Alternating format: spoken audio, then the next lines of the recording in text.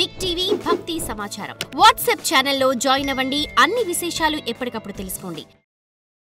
ప్రేక్షకులందరికీ నమస్కారం అండి.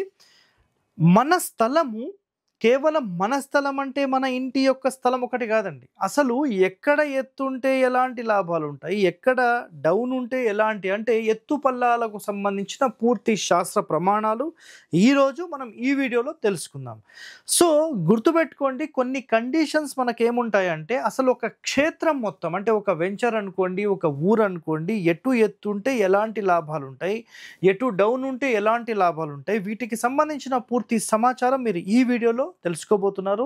సో మొట్టమొదటిగా గజవృష్ట భూమి అంటారు. సో గజవృష్ట భూమి అంటే దక్షిణం వైపు, నైరుతి వైపు, పశ్చిమం వైపు ఈ మూడు వైపులా కూడా ఎత్తుగా ఉండి తూర్పు వైపు, ఉత్తరం వైపు, ఈశాన్యం వైపు పల్లంగా ఉన్న ఏ క్షేత్రమైనా సరే, చుట్టుపక్కల ప్రాంతాల గురించి మాట్లాడుతున్నాను, ఒక ఊరు, వెంచర్ ఏదైనా సరే అనుకోండి, నిజంగా ఇలాంటి స్థలం గనక ఉంటే, అలాంటి ఏరియాలో మీరు కూడా ఇల్లు కట్టుకొని ఉంటే చూడండి, ఇట్టి స్థలంలో గృహం నిర్మించి, ఓకేనా, గృహం నిర్మించి అందులో నివాసం ఉన్న వాళ్లకు ధన సంపదలు, ఆయుష్, నిత్య సంతోషమును కలిగి ఉండురు అని శాస్త్రం చెప్పిన వర్డ్.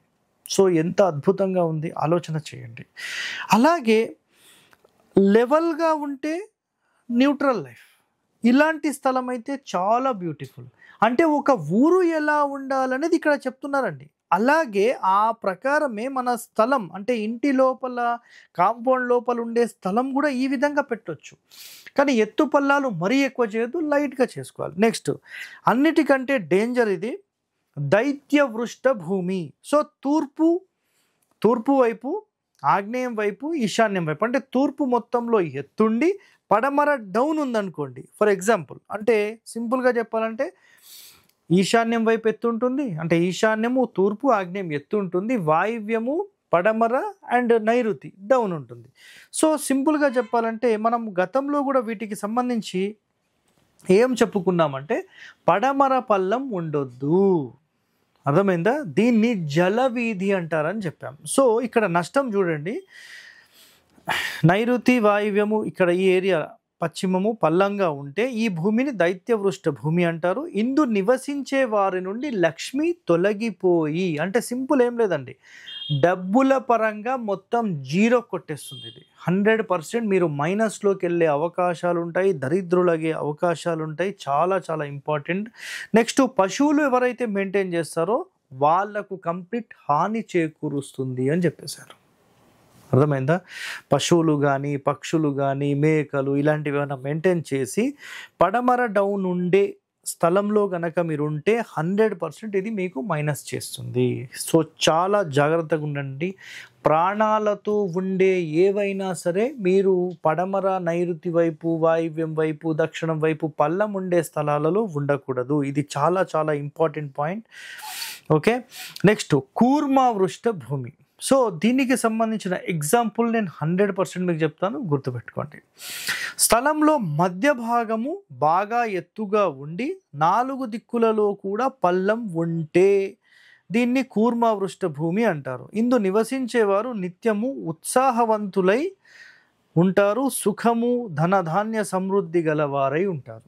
సో మరి దీనికి ఎగ్జాంపుల్ ఏంటి అంటే గుర్తుపెట్టుకోండి, మొత్తం ఒక క్షేత్రంలో మీరు సెంటర్లో నిలబడితే సెంటర్ పార్ట్ అనేది ఇట్లా ఎత్తుగా ఉండి చుట్టూ ఉండేదంతా కూడా డౌన్లో ఉంటుంది. అంటే నైరుతి అనుకోండి, లేదంటే వాయువ్యం అనుకోండి, ఈశాన్యం అనుకోండి, ఆగ్నేయం అనుకోండి, ఇవన్నీ డౌన్ ఉంటాయి.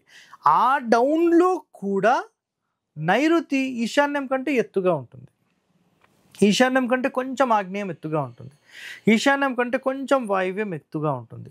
సో ఇలాంటి స్థలం ఇంకా అద్భుతమైనది. దీనికి ఒక ఎగ్జాంపుల్ చెప్పాలంటే మీకు నేను జగ్గయ్యపేట్ వెనకాల మాదిపాడు అనే గ్రామానికి వెళ్ళాను. అక్కడ మీకేముందో గుర్తుందా అందరికీ? అష్టముఖ గండబేరుండ లక్ష్మీ నరసింహస్వామి వారి దేవాలయం ఉంది. అక్కడ నాగప్రతిష్టలు జరుగుతాయి. సో వాటికి సంబంధించి నేను గతంలోనే ఒక ఎపిసోడ్ కూడా చేశాను. 4 మధ్య ద్వారాలు పెట్టించి ఆ ఇంటి నిర్మాణం మనం చేపట్టాం. చాలా అద్భుతంగా ఇంటి నిర్మాణం జరిగింది. సో చాలా చాలా బ్యూటిఫుల్గా వచ్చింది. సో అలాంటి నిర్మాణం నిజంగా అది చేసిన తర్వాత రోజు నుంచి ఈ రోజు వరకు 3 సంవత్సరాలు అయిందండి. అంటే 3 సంవత్సరాలు 4వ సంవత్సరం అవుతుంది. ఈ 4 సంవత్సరాల్లో వాళ్ళ డెవలప్మెంట్ చూస్తే మాత్రం అంచెలంచెలుగా ఎదుగుతూ వెళ్ళిపోతున్నారు. సో వాళ్ళ క్షేత్రం మొత్తం చూస్తే మీకు అలాగే ఉంటుంది. వాళ్ళ ఇల్లు పక్కన టెంపుల్, వాళ్ళ పాతిలు ఇవన్నీ కొంచెం ఎత్తులో ఉండి మీకు దక్షిణం పల్లంగా ఉంటుంది, తూర్పు పల్లంగా ఉంటుంది, ఉత్తరం పల్లంగా ఉంటుంది, పడమర పల్లంగా ఉంటుంది. సో ఈ విధమైనటువంటి దాన్ని కూర్మ వృష్టం. కూర్మం అంటే ఏంటండి? తాబేలు. తాబేలు ఎలా ఉంటుంది? చుట్టూ కూడా డౌన్లో ఉండి ఇలా ఎత్తుంటుంది కదా. సో తాబేలు ఆకారం ఉండే స్థలం ఏదైనా ఉండి లేదంటే ఒక ఊరు ఉంటే అలాంటి దాంట్లో మీరు మధ్యస్థానంలో ఇల్లు కట్టుకుంటే 100% అది సూపర్ అని చెప్పొచ్చు. అర్థమైందా? ఇంకా చివరగా నాగవృష్ట భూమి గురించి మనం మాట్లాడుకుందాం. సో నాగవృష్ట భూమి అంటే చాలా సింపుల్గా చూడండి. ఇంటి భూమి అంటే ఇంటికి సంబంధించిన స్థలం ఉంటుంది కదండి. తూర్పు పడమరలు పొడవుగా తీసుకున్న తర్వాత దక్షిణం వైపు ఎత్తుగా ఉంటుంది, ఉత్తరం వైపు ఎత్తుగా ఉంటుంది. ఈ బ్రహ్మస్థానం నుంచి తూర్పు వైపుకి పడమర వైపుకి డౌన్ అయిపోతుంది. ఇక్కడ చూడండి ఇలా డౌన్ అయిపోతుంది. సో ఇటెత్తు దక్షిణం ఎత్తు ఉత్తరం ఎత్తు డౌన్ అయిపోతుంది. ఇలా గనక డౌన్ ఉన్న స్థలాలు గనక ఉంటే అలాంటి స్థలంలో ఇల్లు కట్టుకున్న స్థలం ఉన్నా ఇది 100% ఏం చేస్తుంది చూడండి. సో ఉత్తర దక్షిణములు మెరక ఉండి మధ్య పల్లం ఉంటే ఇందులో నివసించే వారికి హానియు శత్రువృద్ధి కలుగుచుండగలవు. కాబట్టి ఇలాంటి వాటిలో ఇల్లు కట్టుకోకూడదు. ఇదొక్కటి మైండ్లో పెట్టుకోండి. సార్ మరి ఇవన్నీ మాకు దొరకకపోతే ఏం చేయాలి? సో చాలా సింపుల్ అండి. కేవలం దక్షిణం వైపుగా మాత్రమే ఎత్తుగా ఉన్న స్థలం తీసుకోండి. కేవలం నైరుతి వైపు ఎత్తున్నా పర్వాలేదు. లేదు మాకు పడమర వైపే ఎత్తుంది సార్, నో ప్రాబ్లం, నడుస్తుంది. సో ఇలాంటి స్థలాలలో మీరు ఎత్తు ఉండి ఉత్తరము ఈశాన్యము లేదంటే తూర్పు వైపు డౌన్ ఉండే స్థలం కేవలం మీరు తీసుకున్నా సరిపోతుంది. అలాంటి స్థలంలో మీరు ఒక ఈ గృహానికి సంబంధించి మీకు ఎంత స్థలం అయితే కావాలో అంత స్థలము మీరు తీసుకొని అందులో మీరు ఇల్లు కట్టుకుంటే 100% అది యోగిస్తుంది. సార్ అసలు ఈ ఎత్తు పల్లాలు దేనికి సంబంధించి ఎందుకు అంటే కేవలం ఇంటికి సంబంధించి కాదండి, క్షేత్రం మొత్తానికి సంబంధించి ఏదైనా వర్షం పడినప్పుడు కానీ లేదంటే మన తుఫాన్ వచ్చినప్పుడు కానీ ఈ వర్షపు నీళ్లు మొత్తం ఎటో ఒక వైపు వెళ్ళిపోవాలి. సో ఆ వైపు వెళ్ళిపోవడం ఎక్కడ? దక్షిణం వైపు వెళ్ళి దక్షిణం వైపు కుంట ఉంటే దాని రిఫ్లెక్షన్ మన ఇంటికి టచ్ అయినప్పుడు చాలా ఎఫెక్ట్ ఇస్తుంది. కాబట్టి ఉత్తరం వైపు తూర్పు వైపు ఉన్నప్పుడు ఉదయపు ఎండ కిరణాలు దాని మీద పడి మన ఇంట్లో పడినా అంతగా ఇబ్బంది ఉండదు. కాబట్టి జియోగ్రాఫికల్ కండిషన్స్ని బేస్ చేసుకొని కూడా మనకు ఉత్తరం వైపు ఈశాన్యం వైపు తూర్పు వైపే మంచిది అని క్లారిఫికేషన్ ఇచ్చేశారు. కాబట్టి ఒక అద్భుతమైన ల్యాండ్ అనేది మీరు తీసుకుంటే నిజంగా అది సూపర్ అని చెప్పొచ్చు. సో ఒక మంచి నిర్మాణానికి సంబంధించిన స్థలం ఎన్నుకోవడం చాలా ముఖ్యమైనది. దాని తర్వాతనే వాస్తు అనేది మొదలవుతుంది. అంటే ఇది భూమి వాస్తు అయిపోయింది, అప్పుడు ఇంటి వాస్తు మొదలవుతుంది.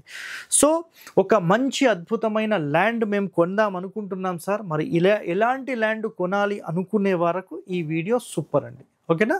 ఇలాంటి వాస్తు రహస్యాలు మీరు తెలుసుకోవాలనుకుంటే మన ఛానల్ని వెంటనే సబ్స్క్రైబ్ చేయండి. ధన్యవాదాలండి. Thank you.